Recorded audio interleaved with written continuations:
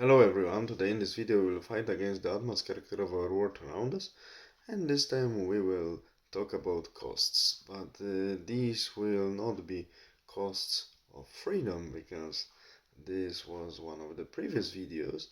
Today we will discuss costs of the future, and this cost of the future will have to be uh, bared. The price will have to be paid by current young ones, the ones who are very young and the ones who are being born and the ones who are about to be born in next few years. The problem is that these generations are not so numerous as the previous generations that are existing now, or even the previous generations that are now older, or even the previous generations that were a little bit before. So numbers are not on their side. They will have to work on so many old people who will exist, plus they will have to sustain so much infrastructure and technology to make our world running when they will enter the adult life. So first of all, as I said, numbers are not on their side, and additionally, this because they were not so numerous kids in the families, they were mainly a single child of the family, the only child. So a vast majority of them is horribly spoiled. They were never exposed to the satisfactory number of duties and difficulties of life. Very often they are like snowflakes that whatever happens, they are simply getting frustrated and they are simply getting discouraged and they give up or quit the position, quit the job, and they are not willing to face difficulties or, or the dangers. So these people are also very often only pseudo smart. They are not hard workers, and they, because they were not exposed to the difficulties of the everyday life, they are not really smart and they don't know how to solve the problems. They are very often very lazy, incapable, and spoiled.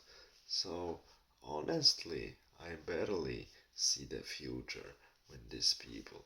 One can say, yes, technology will fix our problems, artificial intelligence, it's making progress, and so on and so on.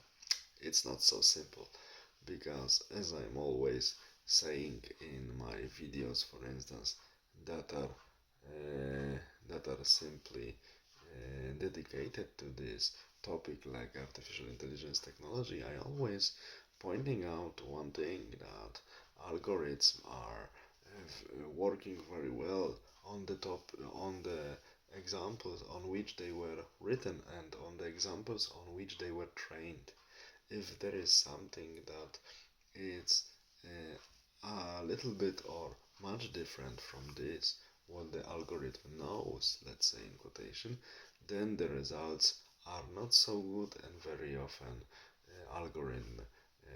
AI algorithm gives us really stupid results. We cannot do much with this. So first of all, we can not trust blindly the outcome of the work of algorithms.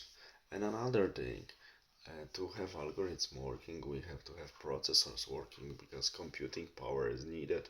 So someone needs to work on the infrastructure to keep these processors in a proper physical shape, and to deliver to them enough current. So if these young people are not able to sustain the reality around them, clean their room, keep everything in order, only things that are around them. So how will they sustain the infrastructure that is needed to keep the world we live in a proper shape? And it's not only a problem of so-called geographically speaking Western world, it's more and more the problem also of the Far Eastern economies, economical powerhouses of huge part of the globe.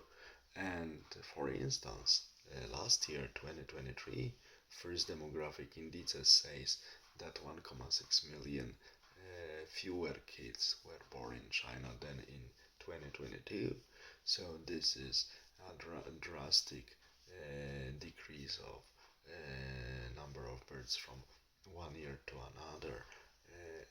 I don't know if in relative numbers percentage such steep decline was noted in the history. I couldn't find in the history of demography that was written down such steep decline of number of birds from one day to another in the consecutive year, briefly speaking.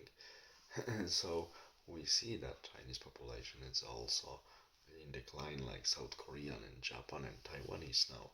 And we need to be honest, this is really scary because who will take this world over after us? People who are not numerous enough, not prepared, and spoiled and lazy. It's really hard to think what can happen and how these things can collapse. Here I need to refer to Jose Ortega y Gasset and his famous essay The Revolt of the Masses, written in 1930.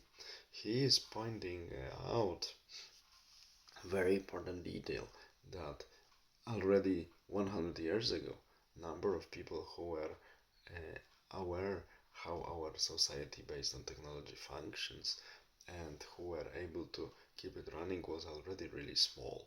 Now it decreases even more.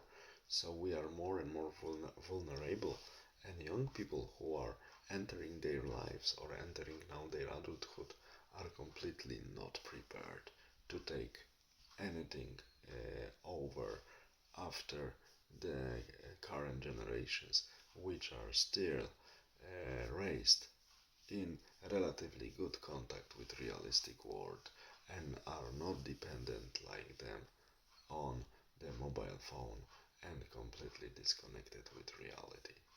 I do not see well our future because of these things I mentioned before. Huge change need to happen in the minds of these young people, and quantitative and qualitative change in the human population to make our world running in the technology based shape we know today. All the best. Have a nice day. Bye.